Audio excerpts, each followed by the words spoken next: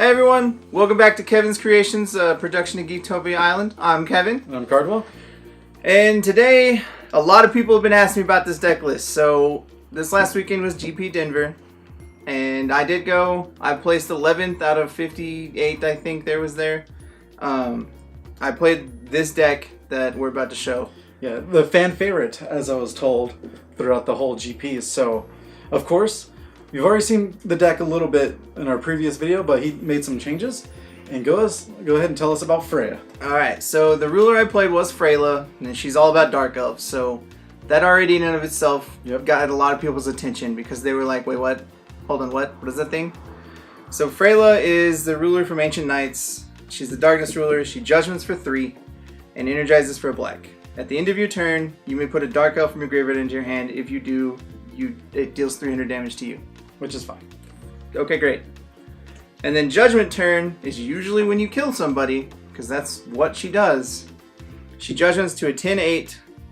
When it comes into the field, you put a Dark Elf from your graveyard into the field. Which is a lot. And then when it attacks, another Dark Elf you control gets +4/+4 in swiftness. Awesome. You can pay a red, she gains swiftness. You can pay a red and a black, and she deals damage equal to the number multiplied by the number of Dark Elves to them. Yep. So she deals, like, if you have 2 Dark Elves, she deals 2. So forth, so on. Goes up. Now with this, of course, you were asked, I guess you can probably maybe go see the past streams there, but you were asked to be on camera twice. Yeah. So I played stream first, and I played against Dark Tree.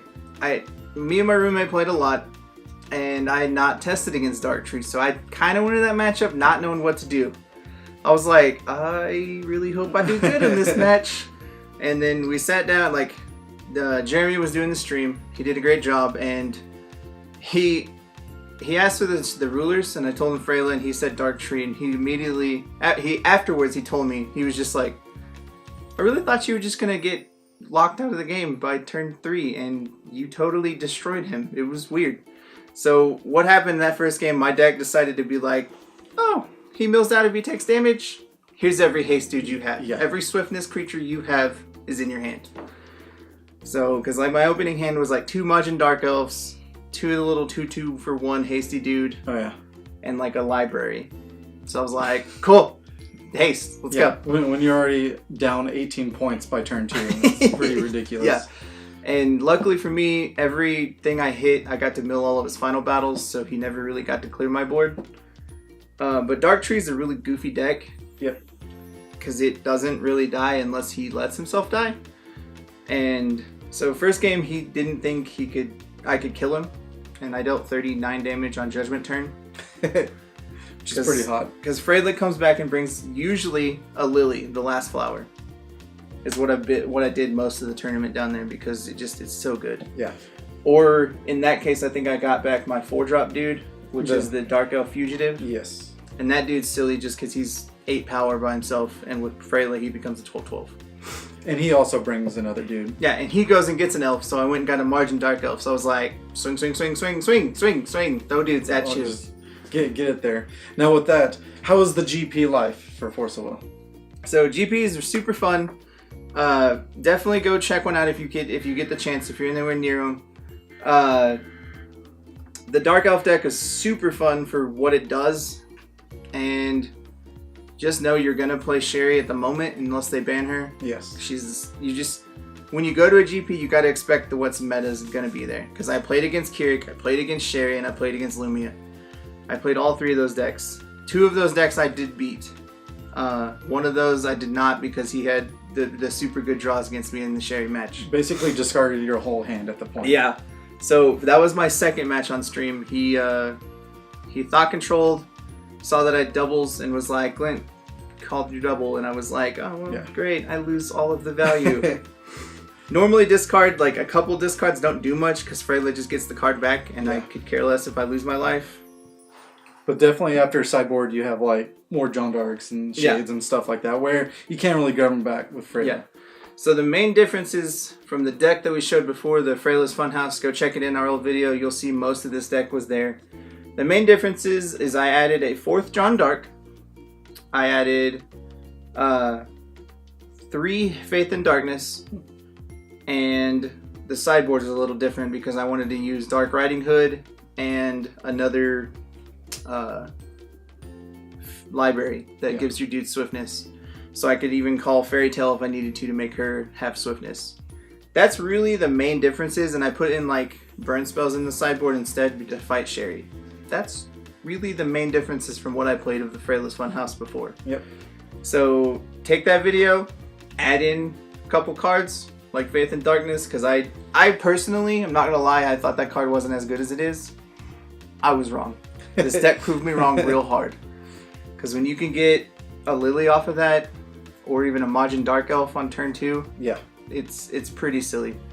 Even one of the dude that I was playing Lumia, he didn't realize how good Faith in Darkness was because he didn't think you'd get a 2 and under. Because I was like, Faith, on turn 1, go get a Majin Dark Elf because I didn't have anything else and it was worth it. He was like, hold on, what? That does what?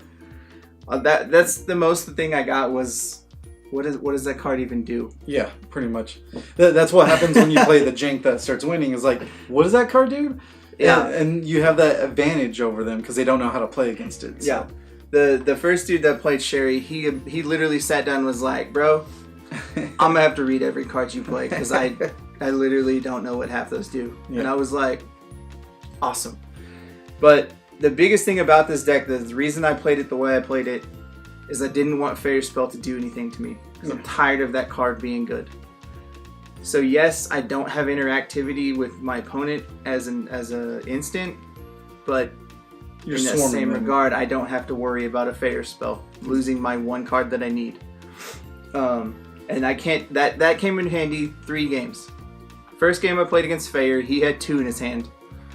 Third game I played against Lumia, they had 4, I think 4 Fairy Spells, and he was just like, just dead cards. Yeah, after game 2, because he kept them in game 2, and he was like, we were going to game 3 sideboarding. He was like, I really don't think you run instants. He was like, I haven't seen him, and I was like, yeah, exactly. I was like, yeah, I don't really run instants, and he was just like, this is so stupid. And I was like, how many Fairy Spells did you have? And he was like, 4.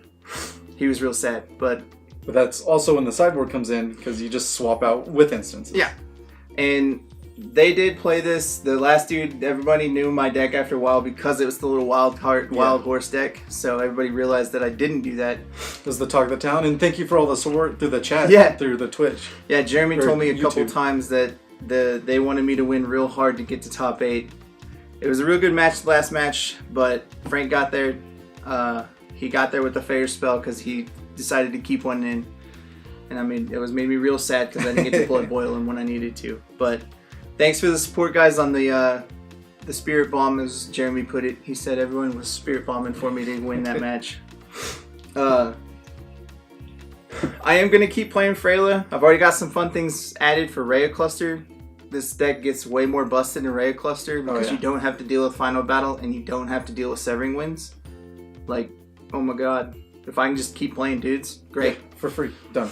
And even with you going against Severing Winds, of course. And did you feel like it affected you at all since you can get your dudes back? It did to a degree, but honestly, I didn't run into many Severing Winds. It was really weird. I ran into a couple, and there was a couple times that I didn't think that I thought they would have one. The biggest one that I played was pretty clutch play was the Lumia player had a Rachel, and I killed it. So he went to go get a card, and I was like 70 to 90% sure that he got a miscalculation because I had 4 dudes in play. He killed my board or whatever after that, but the next turn I had 4 mana, so I was like, Jeanne Dark. And I was like, pretty sure he has a Severing Winds, but let's go for it. So I was like, Shade Assassin, which those are the 2/2 haste dudes. Yeah, for 1. With Death Touch. And I was like, swing 7, and immediately he dropped a miscalc, and I was like, yes, I was right. And he was all that, and I was like, it's not dead. Yeah. And he was like, oh, you have 3 dudes. That does. And I was like, yep, sorry, man. So I got to swing again. I'll tell you right now, the new card of the new block right now is going to be Jeanne Dark. That card is silly super good. It's just super strong. It can do a lot, and it was the bane to a lot of people. Like all the control decks were like, you play so many Jeanne Darks, I can't deal with this. Because Faith in Darkness makes John Dark a 9/7 first strike swiftness, Yeah. which is silly. Just silly. Permanently for the 9/7. Yeah, part. yeah. It's just goofy. But we will have the deck list down below, guys, for those that want to just see it. So check that out. Thank y'all for the support again. Be on the lookout for Frayla in future GPs and future tournaments, because I'll be there running her, because she's by far my favorite ruler right now. Oh yeah. Thanks again. Y'all have a great night. Bye. Alright guys, make sure to like, comment, subscribe, and also hit the bell that gets you notifications on all of our content. Also, if you need the latest deck tech, it's going to be to the right. And if you need the latest gameplay videos, it's going to be down below.